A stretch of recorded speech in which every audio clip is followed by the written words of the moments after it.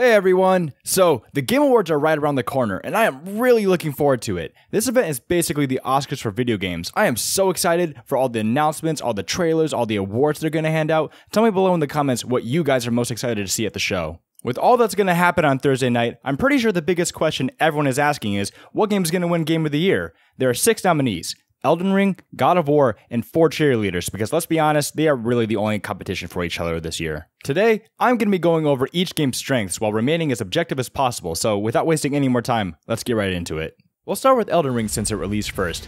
This game is 100% legendary. It's GOTY. There's no other way to put it. The way that this game just disregards all tutorials and just drops you in to let you do whatever you want, whenever you want, the freedom is just, it's so great. It's unrivaled. This world is breathtakingly gorgeous. Having a game this massive, being this beautiful, almost feels illegal. There are so many times you would just be walking throughout the game and you just walk up upon a massive construct. I still remember walking up to the Grand Lift of Dectus for the first time thinking the gaming community has done absolutely nothing to deserve this, but here we are. The sheer size of this game is mind-numbing. I still remember when I opened up the map for the first time, I thought the world wasn't going to be that big, but then the regions just kept expanding and expanding and expanding. And then you find out there's underground layers. Then you find out there's like layers in the freaking sky. It just didn't end. The fact that you can go wherever you want from the beginning of the game is so great. Although it's really not the best idea though,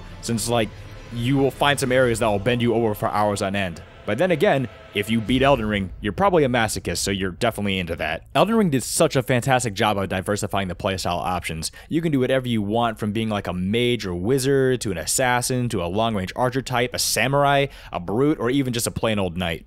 Even with all the classes I just listed, each one has such a wide array of like playstyles and weapons. Elden Ring did a good job to make sure that you're never going to be bored short of options. As difficult as they can be, the boss fights of this game are really special. They challenge you to bring out the absolute pinnacle of your gaming skills to beat them. Even though you will lose to each boss 100 times before you beat them, you can't be mad because even when they murder you, they look majestic.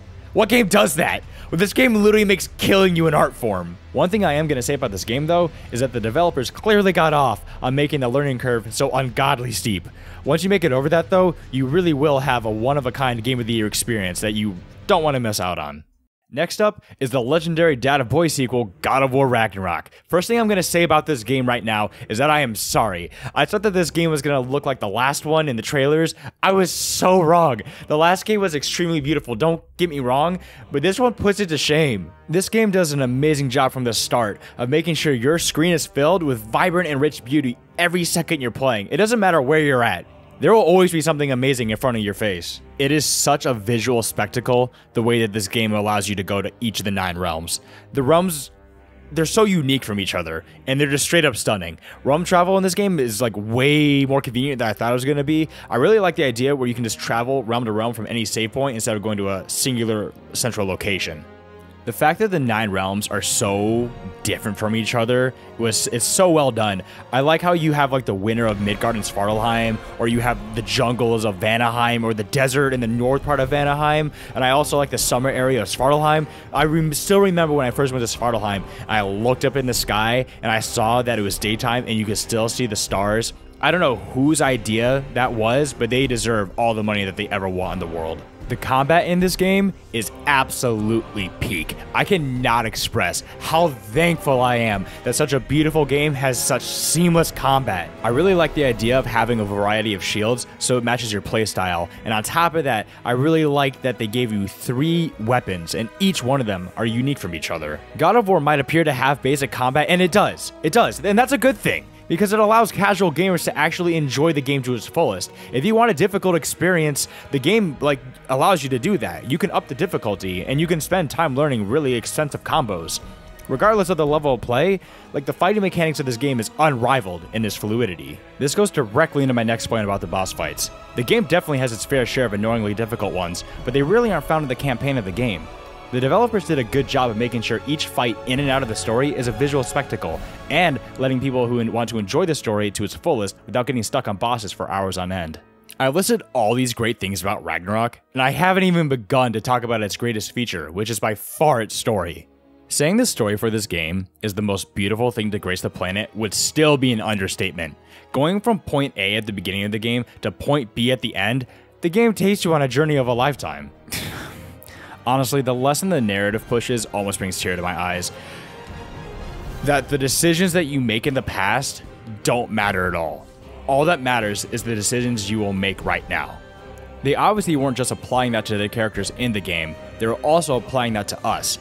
If a genocidal maniac like Kratos is able to see that there's hope for everyone, no one else alive can disagree with that man.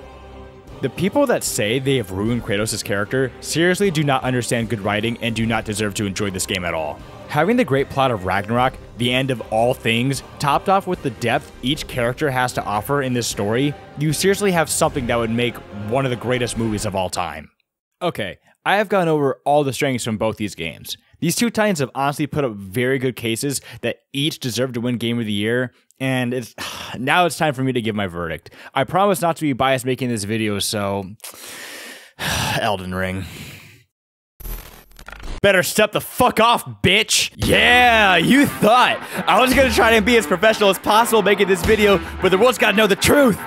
I might sound emotional now after being so objective, but this is still undeniable. Everything Elden Ring does, God of War does better. Graphics, character, combat, music, story. Oh, Ethan, Elden Ring has good music. Shut the fuck up. You got a good opening menu theme, then the rest of your music is just Dungeons & Dragons ambient bullshit. Oh, Ethan, Elden Ring has fantastic lore. Bitch, no one should two fucks about lore when you have a AAA God-tier story in another game. I should have to Google what the hell is going on to enjoy the narrative. Elden Ring has a good ending. You stand in a fucking chair. Get that shit out of my face.